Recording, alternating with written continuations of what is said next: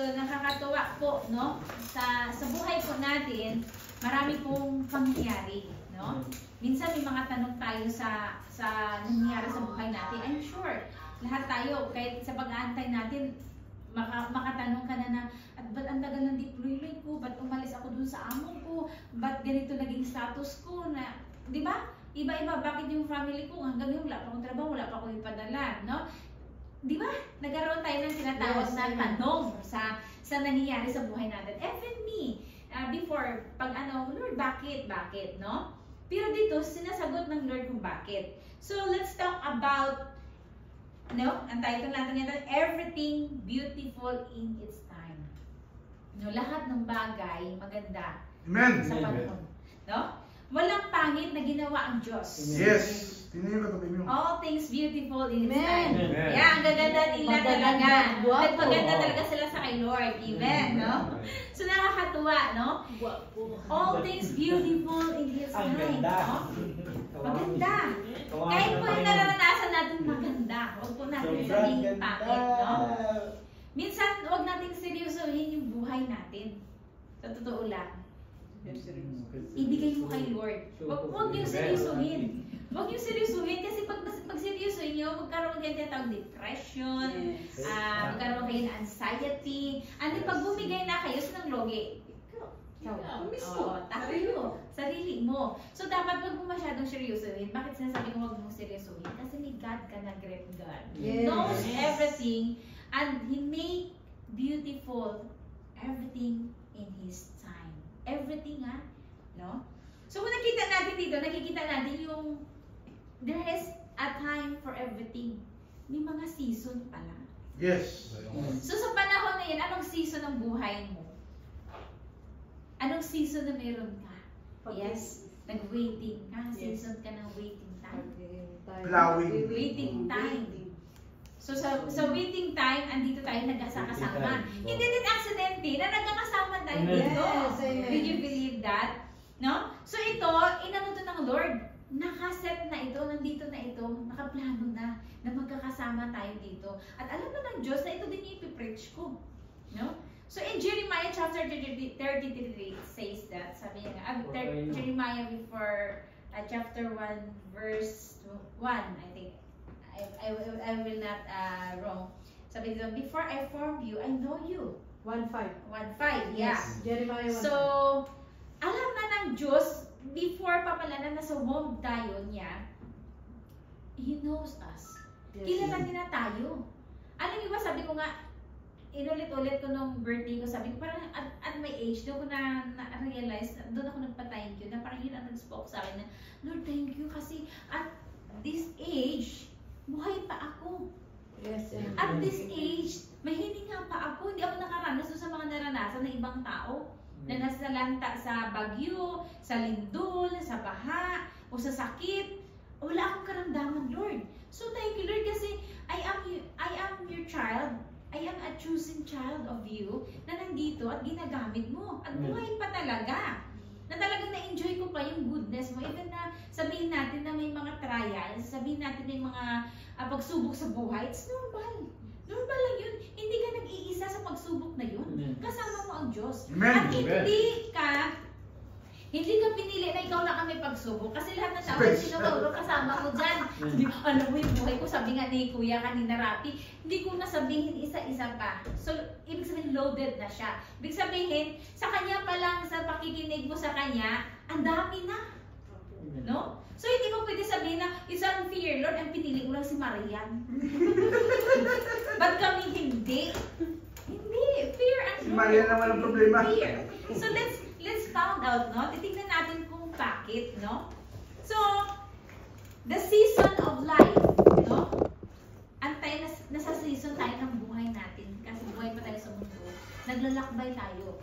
Alam niyo, alalahanin niyo lagi, yung mga bagay na hinaharap natin sa buhay, pansamantala lang yun. No? Pansamantala lang yun. No? So, habang buhay tayo dito sa mundo, mararanasan talaga natin yung tinatawag ng mga pagsubok. Hindi po natin, no one's excuse. Walang excuse dito. Walang So, exempted. kailangan bigyan mo ng pundasyon yung sarili mo sa pagharap ng hamon sa buhay. No? So, sinong pundasyon mo dito? Si Jesus Christ. Amen. Kasi pag wala kang pundasyon ni Jesus Christ, madali kang bumigay. Pero kung may pundasyon ka no Lord, talagang sabi mo, Lord, bahala ka na. Naalala ko sa atin dyan, sabi na natin dyan, I surrender you, O Lord. Yun sa naranasan niya, bahala ka na. No? So, yun ang kagandahan kasi pinapakita natin sa Lord that apart from Him, we can do nothing. No? Hindi natin inaako na kaya ko, Lord, kahit wala ka, kaya ko. So, yun ang kagandahan. So, the seasons of life is a journey. Amen. Nakakatuwa. Life is a journey. Ano pang ginagawa natin ngayon? Naglalakbay. Hindi naman ito yung buhay natin sa mundo eh. Hindi naman itong pinangako ng Lord eh. Temporal lang ito. Ibig sabihin, temporal. May katapusan ito. May hangganan ito. Kaya yung buhay ng tao may hangganan. Kaya darating pa tayo sa tinatawag na death. So kung wala na tayong tinatawag na death, ibig sabihin, yun na ang pangako ng Diyos na hindi ka na makaranas na naranasan mo ngayon. But while you are journeying, kailangan malagpasan mo yung lahat ng paghamon sa mundong ito. Life is a journey marked by a changing seasons. Solomon in his wisdom reminds us that there is a divinely appointed time for every event under heaven. So meron palang talagang plano ang Diyos na mangyayari ito sa atin na magkakasama tayo. Na makakaranas ka kung anong nararanasan mo ngayon. Appointed. Talaga inano yun ng Lord para sa iyo. Titignan kanya kung paano ka magtiwala sa Kanya pag dumating ka sa paghamon ng buhay na ganyan. Magtitiwala ka pa rin ba? Yes. For every event under heaven, nothing in life is random or meaningless when seen through God's perspective. Ibig sabihin, walang pinipili ang Diyos. Fair. Fair, ano din, sabi ko nga kanina sa inyo, ang Diyos fair. Hindi siya yung ikaw lang. Amen. Lahat tayo nagkakaroon ng mga pagsubok. Iba-iba na eh. Kaya siguro pag nagkwentuhan tayo, baka hindi maubos yung isang araw natin. Totoo lang. Yung mga naranasan niyo mula pagkabata hanggang ngayon, siguro pag ikikwento natin, hindi mauubos talaga, believe me, sa isang tao. Kasi mahaba na yung journey niyo eh. Mahaba na yung nilakbay niyo. Mahaba na yung tinakbo niyo at pinagtagumpayan nyo. So, yun ang nakakatuwa kasi meron tayong Kristo sa buhay habang tayo ay naglalakbay. Minsan pag siguro darating na sa punto na, Lord, ba't mo pa ako binuhay? Ba't mo ako na gano'n? Di ba nag-question ka sa Lord? Pero talagang plano yun ng Lord sa'yo kasi gusto ng Lord, isa ka sa makasama niya sa langit. Amen. Isa ka sa pinili niya sa langit. Pero kailangan sa ganitong journey, sa ganitong lakbayin, maalala mo man lang siya sa in times of troubles, in times of trials, in times of temptations, in times of challenges in our lives. So, hindi dapat na pag dumating tayo sa puntong ito, bumigay na tayo. Ibigay natin kay Lord. Sabi nga ni Kuya, I know Kuya na this is Dubai, and not only Dubai, pag far ka talaga sa family mo, hindi mo maiwasan yung mga temptations. Hindi mo talaga maiwasan yung mangulila ka. That's normal. But kung meron kang Diyos, maging matatag ka. Pero pag wala kang Diyos, hindi ka maging matatag. Kaya kailangan talaga sa buhay natin, meron tayong Kristo sa buhay. Kahit nagkakamali ka, kailangan mo si Kristo sa iyong buhay. Hayaan mo siyang magtuwid sa iyo. Hayaan mo siyang paluin ka. Okay lang yun. Hayaan mo magpakure ka. Okay lang yun. At least, kahit nagkakasala ka, go pa rin. Sige lang, sunod lang. Until sa nakikita mo na talagang sabi mo, it is enough. Kasi ang Lord talagang nag-work sa buhay natin eh.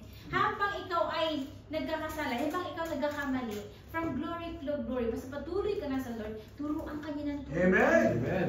Madadapa ka man, tumayo ka, madadapa ka man, dami kayong maranasan. Nagsisimba pa yun, makasalanan naman. Sa yun, ano ba naman yung gamit niyan?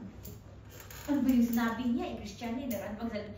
Sige lang, patuloy ka sa Lord. Hanggang ituwid ka niya. Kasi ang Diyos naman ang kaharap pagdating ng panahon, hayaan mo yung mga taong humuhusga sa iyo. As ang unang nakakilala sa iyo ang Diyos. Yes. Kasi lahat tayo ay mga mahihina. Mahihina talaga tayo. Kahit sino ba naman? Kasalanan. Makasalanan, yes. But we need God. That's why we are here, no? So sa paglalakbay natin sa mundong ito, while we are journeying, we need to trust God. And everything there is a time, no? Kaya pag nawala yung mahal natin sa buhay,